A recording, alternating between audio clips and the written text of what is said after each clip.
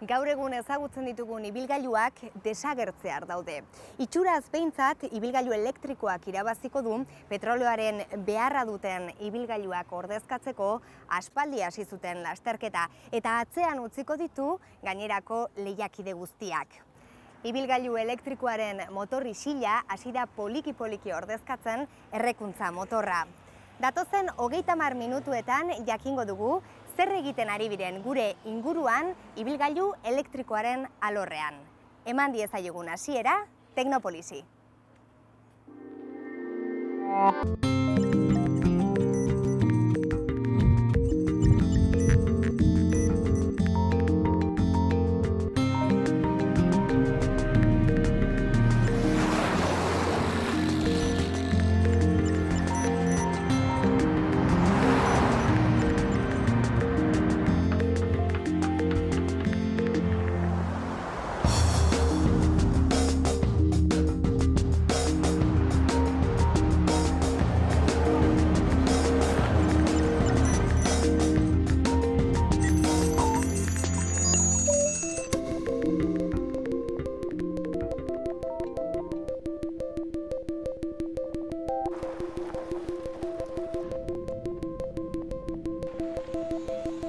Aspalditik entzuten ari garena, errealitate bihurtzen ari da.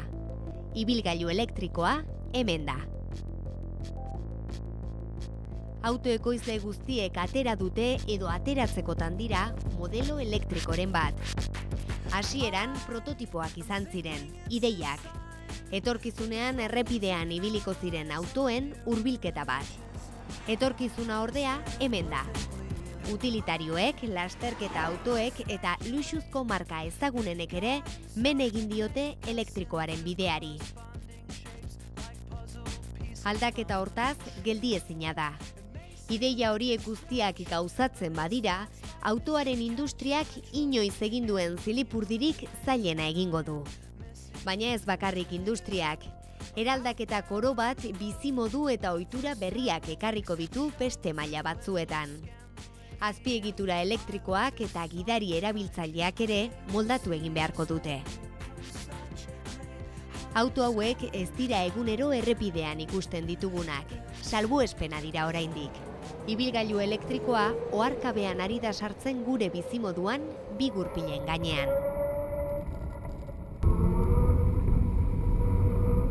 Somos un poco pioneros, sí, el precio es un poquito elevado. Entonces Baia, aitzindariak gara nolabait. Prezioa adibidez altu xamarra du.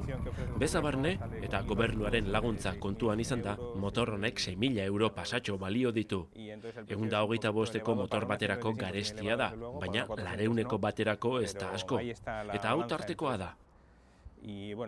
Hala ere, jendea ez da animatzen. Pentsatzen dut teknologia berriak atzera eragiten diolako izango dela.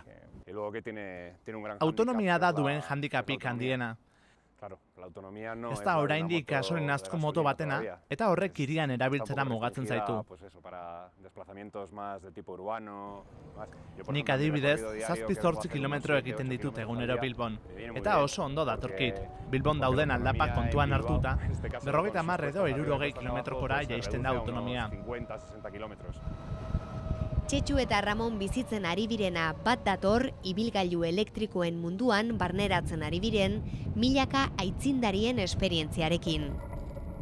Garestiagoak eta autonomia mugatukoak izatea dira kontrako faktoreak ibilgailu elektrikoen lehen pauso hauetan. Baina dena ez da negatiboa. Pues la verdad es que en la moto causa bastante sensación, la verdad. Egia esan, motorrak ahozabal ikusten du jendea.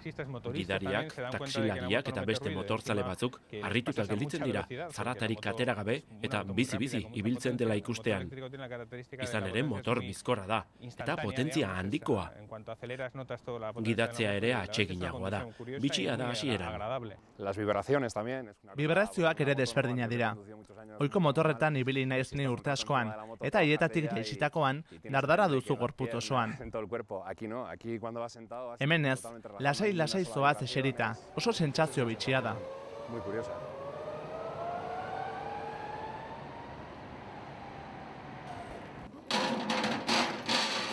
Duela hilabete batzuetatik Eduardo Aranburuk egunero gidatzen du furgoneta elektriko bat.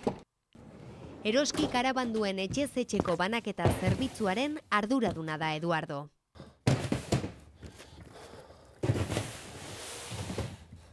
Hau da ibilgailu elektrikoa, erabiltzen dugu hemen Gasteizen eroskiko errepartuak egiteko. 10 hilabete daramagu ibilgailu hauekin, eta oso gustora gauz bereiekin, eta oso aproposa da lan egiteko.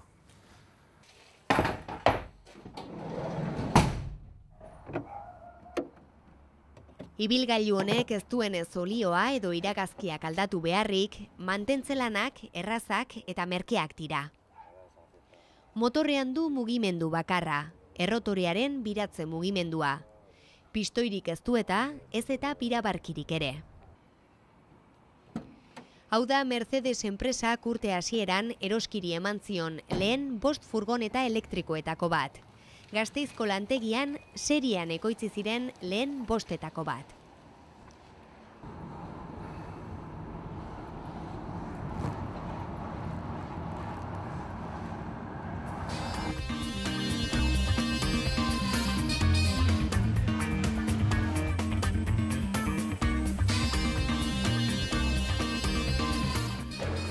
Kaixo, Mikel. Kaixo, Jana. Apa. Zemuz? Oso ondo, zer moduzu? Ondo. Ondo.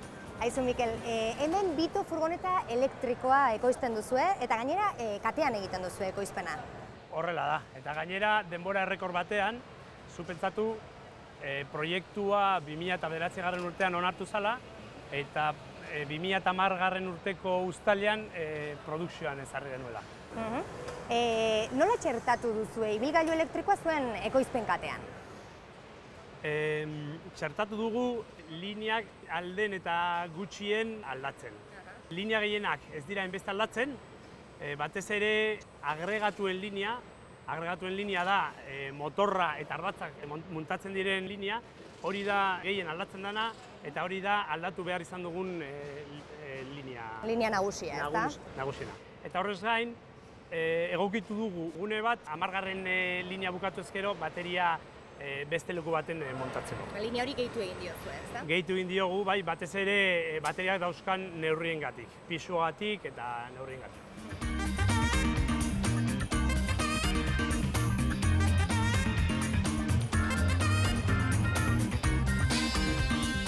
Hauxe da ibilgailu elektriko baten motorra. Errekuntza motor batekin alderatuta, zein ezaugarri ditu? Ezaugarri nabariena da lehenengo tamainoa eta pisua. Bestearekin konparauta askoz gitziago piztatzen du eta gitxago okupitzen du ere bai. Horrez gain, motor elektriko batek dauzkan ezaugarri espezifiko guztia dauzka. Ez dauka kaja konbentzional bat, baizik eta reduktore bat. Horrez gain, inbertsorea dauzka, konbertsoreak, kargadore elektrikoak, eta horrelako komponente elektriko espezifiko guztiak. Furgonetan nun kokatzen da? Motorra ikusten duzunez bezala, aurreko ardatzan kokatzen da, beste motorrak bezala, eta gero autoarekin lotzerakoan, aurreko partean, motorgunean deitzen den espazioa, gune horretan.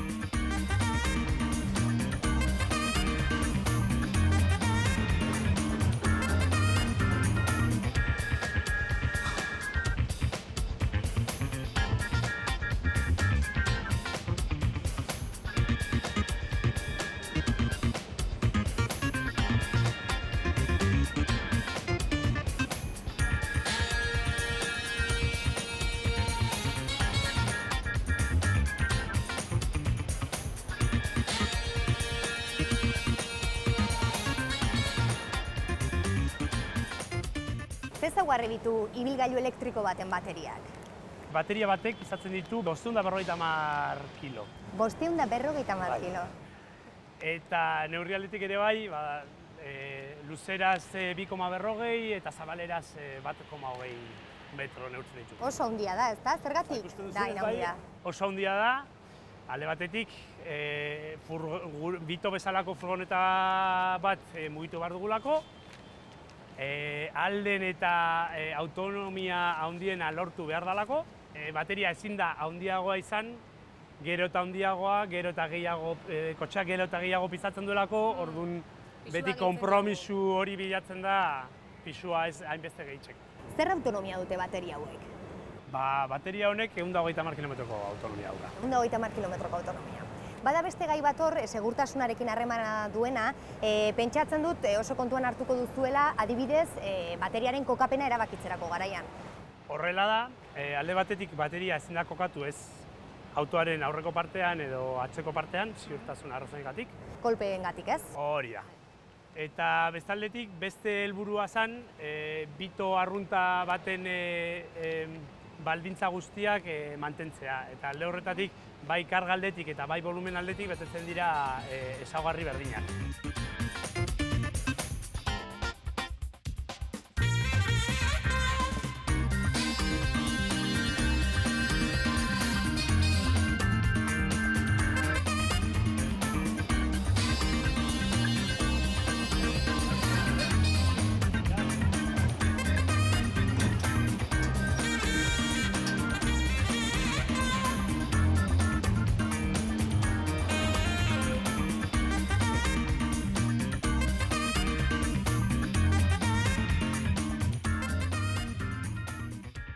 Iñaki, ibilgailu elektrikoetarako bateriak egiten dituzue Cegasan. Eta makina handi honetan bateria horien oinarrizko elementua prestatzen da, elektrodoa. Hori da. Hau makina hau da elektrodua ekoizten dugun makina berezi bat, ez? Zergatik da hain garrantzitsua elektrodoa baterian? Elektrodua da azkenean bateriako elementu importantienan bihotza. Horre bihagun ezatea dara, elektrodo bertan sortzen dela elektroduen eta atomuen mugimentua. Beraz, energia bertan kargau eta deskargau egin da. Inbihar izaten duna da formulazio berezi bat lortu, hori goiko laboratorioetan egin du, eta gero formulazio hortatik sortzen den tinte bat dosifikatu behar izaten dugu hor dauen pelikula hortan papel berezi bat izanik, ezta? Formulazio elektrokimiko hori hemen dosifika guztian, inbihar izaten dena da labe berezi honetatik pasau, egoki itzatzitea geraketako eta solidifikaileko. Oin ez du ikusten dosifikazio hori, zatik segurtasun neurri berezizak eukibiako lekei, eta hortarako maskarak eta busuak. Ez da, makina ez dago funtzionamenduan, zer bestela goitxi bera jantzita jomarko gineateke, ez da? Astronauta batzuen gora, egon biako ginen. Orduan, hemen, ja azkenengo pasu honetan, inbihar esan duguna da, elektrodo hori tamainu egokizan ebai, horren arabera, lortzen baitugu karakteristika elektrikoak, bai voltaje mailan eta bai amperaje mailan. Hortaz, tamaino konkretu bat eman behar diogu, ez da? Zehatz bat eman behar diogu. Hori da. Hemen dako adibide bat, hemen ja tinti emunda dau, eta labian arabera egokituta, ez? Benetako importantiena da, bertan dauen elektrokimikako formula. Horrek emuten dozku energia mailako emaitza. Oneri deiketan txako zelda. Eta zelda da bateria bateko elementu minimoa. Olako hainbat elkarren onduan jarria lortzen du modulo bat. Eta modulo desberdinak elkarrekin juntau eskero lortzen du battery pack izeneko elementua, eta behoi da kotxetan doiana. Paka, ez? Paka. Adibidez, hiri barruan ibileko kotxe txiki baten dako, City Car izeneko kotxe baten dako, biako geke 150 zelda pak horreik lortzeko. Joaten baginean ja kotxe potentio batera, Focus bat o estilo hortako kotxe batera, biako geke 300 bat o 200 bat zelda.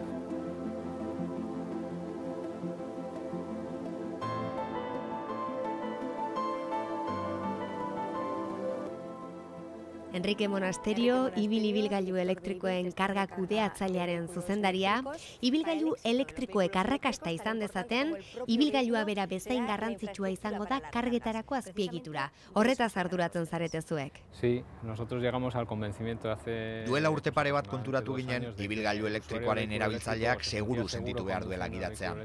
Alegia, sentitu behar duela, ibilgailuak ez duela errepide bazterrean utziko. Bestela, ez du ezer erosiko. Benetan seguru sentitzeko kargatze puntuak ikusi behar ditu. Orain gasolindegiak ikusten dituen bezala. Euskadin mugikortasuna bermatu nahi dugu guk. Inor ez dadila geratu ibilbide baten erdian bateria deskargatuta.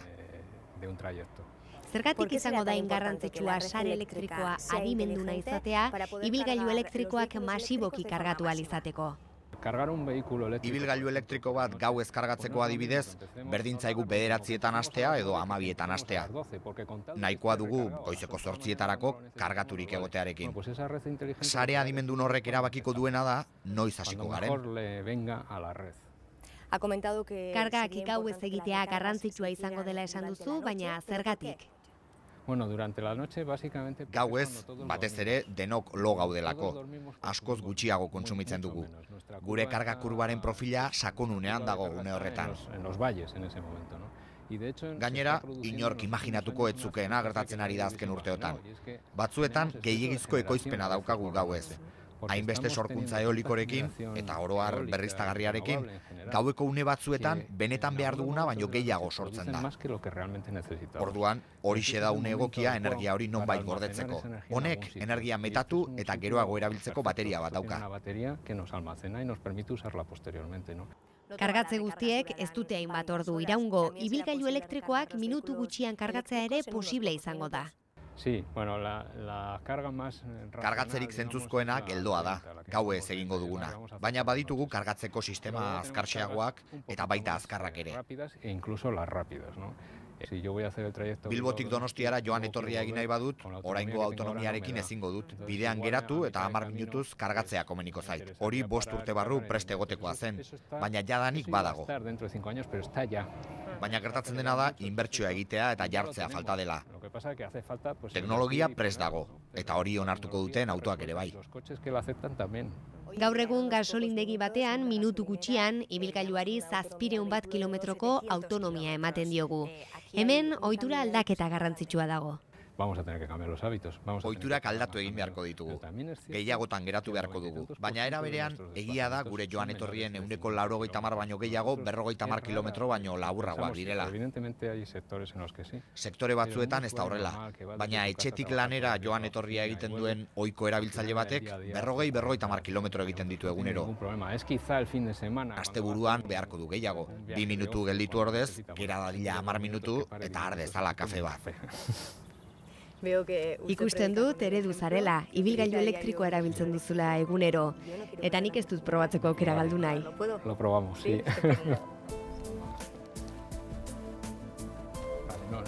Está arrancado ya.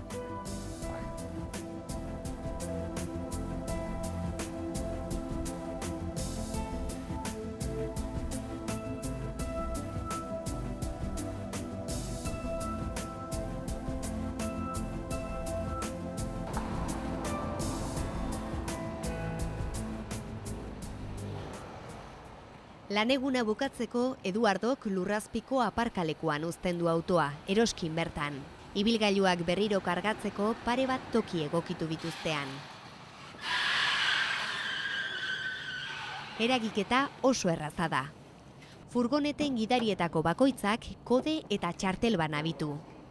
Horrekin kargatze puntua ireki daiteke. Kable soil batez furgoneta puntu horretara lotzen da. Handik 6 ordura, ibilgailua berriro lanean hasteko prest egongo da. Tiene marcha atrás, por cierto. Sí, que con este peso es muy útil. Iberdrolako langileak dira Ramon eta Txetxu. Nolabait entxufatuak dira kargatzegune bat eskura izateari dagokionez. Lanean bat dute eta etxean beste bat. Normalean laneko orduak baliatzen dituzte motorren bateriak kargatzeko. Como veréis el enchufe, pues lo sacamos lo sacamos de debajo del asiento. Entxufea ikusten duzuen moduan, eserlekuaren azpian ezkutatuta dago. Ya veis que es un enchufe corriente y moliente, como se suele Ohiko decir. entxufe horitako bat da, normala. Egokigailu trifasiko bat ere badu, potentzia handiko puntu batean kargatu ahal izateko. En un enchufe de alta potencia. Hala, kargatzeko denbora izugarri laburtuko genuke. Este es el punto de recarga. Hau da, berez, kargatzeko puntua. Txartel batekin funtzionatzen du. Txartelak kargaren zenbatekoa neurtzen du. Kaleko edozein puntutan erabiltzaile partikular batek erabiltzeko pentsatuta dago. La potencia que le queda. Hemen gelditzen den potentzia ikusten da. Zer entxufetan sartu ere esaten dizu. Simplemente enchufas la moto, cierras el punto de Besterik recarga. gabe, entxufatu eta kargatzen hasiko da. Empezaría la carga, empezaría el ciclo de carga. En una carga normal de... Karga normal bat, hutsetik betetzeraino, 3 ordu eta erdi edo 4 orduan egin daiteke. 3 horas y media, 4 horas, más o menos. Sin embargo, en 2 horas... 2 orduan, bateriaren 180 lor genezake. Eta batzuetan, presaka ibili nahi zenen batean, ordu betean 170 edo 75 karga lor daiteke. 70-75% de batería. Erraza, entxufea sartu eta atera. Bateriak bere onena eman dezan, tarteka erabat usten utzi behartzaio eta ondoren bete egin behar da berriro. 500 kilometrotik behin egin behar da hori. Gainera, tarte horretan, motorrak berak bateria ekualizatu edo formateatu ere egiten du, gailuaren bizitza luzatzeko. Yo creo que el futuro tiene que ir por ahí. Etorkizuna garbi dago, hemendik etorriko dela. Badirudi, erregai fosilekiko menpekotasuna desagertzea erabakita dagoela. Y yo creo que el futuro va por ahí. Las baterías van a ir Bateriak garatuz joango dira. Orain traba bakarra dute, autonomia mugatuarena, baina bestela, dena abantaila da ibilgailu elektrikoetan.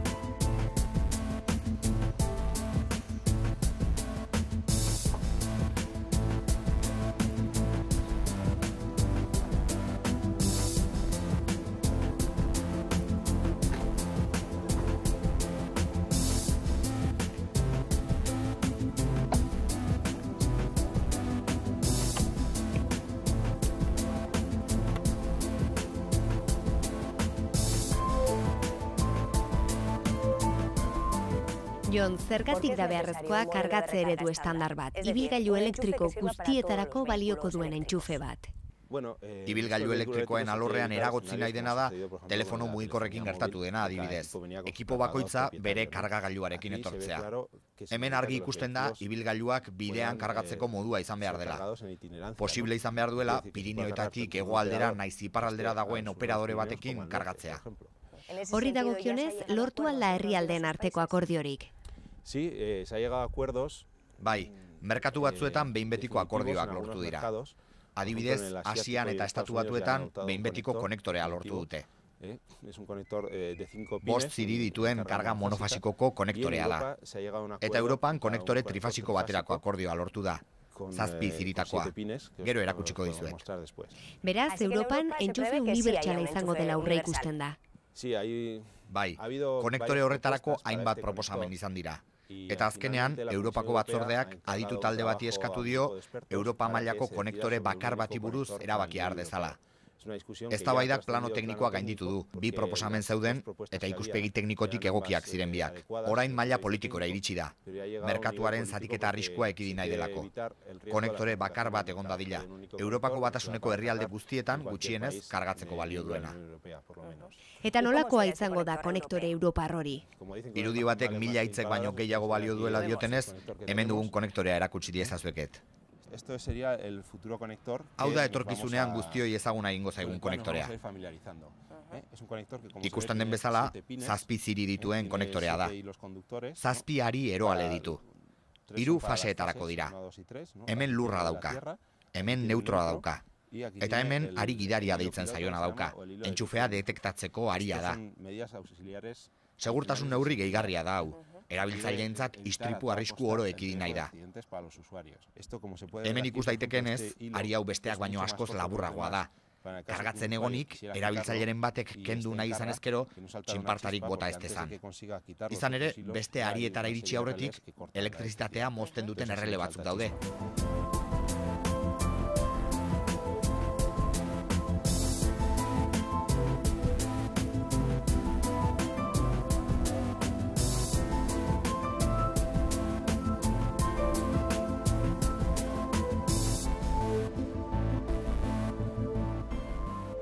Gasteizen Eroskik etxez etxeko banaketa egiteko erabiltzen dituen furgonetek 130 kilometroko autonomia dute.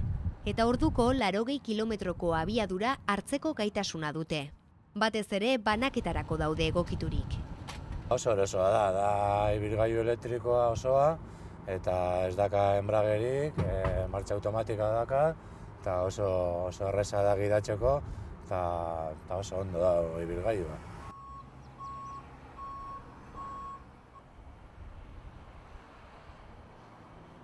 Orain arteko esperientziek etorkizun oparoa iragartzen diote ibilgailu elektrikoari. Ikusitakoaren arabera, ibilgailu elektrikoak gaur egun gidatzen ditugunak bezain eraginkorrak izango dira teknologiari esker, baina ez dute petrolio tanta bat ere beharko mugitzeko.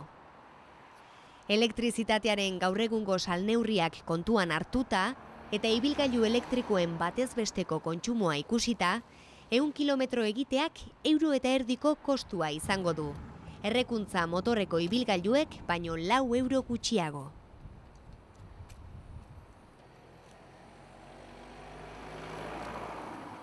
Bateriaren bateriaren arazo nagusietako bat prezioa da, oraindik ere, ezta? Zenbat balio du bateria batek? Bueno, bateria batek 150 kilometroko autonomia bat izango eben bateria batentzat, gutxo gara 15.000 eurotan egongo litzake prezioa. Baina gure erronka da hori zela prezioa murriztu, ez? Volumenak prezioa murriztuko dau, baina batez be hau teknologia hau gero eta ezagunagoa danean eta gero eta landuagoa dakunean, guk pentsaien du 160ko jeitziera lortu leikela. 160, asko da hori, ez? Bate be, bentzauleke, haber sentido hori dakon bateria honik txinanin, ala hemenin, ez, bateria honik hemenin bideatu. Zergatik? Alde batetik, eskulana 110 baino gutxiu da, eta beste alde batetik, zelda elementu basikoa da. Eta lehen esan du moduluak eta pakak, kotxe eta aplikazio desberdinan arabera inbiarreko gauza dira. Horre biagun ezate da, merkatu lokal baten inbia dela. Ezin dela kanpotik... Ezin dela kanpotik hona ekarri, zatik desberdintasun asko meneke. Egokitasuna biharrezko da negoziontan. Ibilgailu elektriko batek kutsatzea edo ez kutsatzea, elektrizitatearen jatorriaren araberakoa izango da. Iturri berriztagarrietatik badator, ez du kutsatuko. Zentral termoelektrikoetatik lortutakoa bada berriz, kutsatu egingo du. Edo zelan ere, emisio poluitzaileak gutxituz joango dira. Batetik, ziklo konbinatuko zentral berrien eraginkortasun energetikoa gero eta hobea delako. Bestetik, iturri berriztagarriek gero eta potentzia instalatu handiagoa dutelako. Iturri berriztagarriek ekoitzitako energia proportzioa handiena gauez gertatzen denez, gauez egindako kargatzeak izango dira garbienak. Garbi dago ibilgailu elektrikoz betetako hiriak iesodirik gabekoak izango liratekeela, aire eta zarata kutsadurarik gabekoak. Ibilgailu elektrikoek ia ez dutelako zaratarik egiten. Aurre ikuspen baikorrenek diotenez, 2020 urtean, ibilgailuen 110 elektrikoak izango dira. Beraz, ibilgailu elektrikoak oztopoak gaindituz doaz aurrera.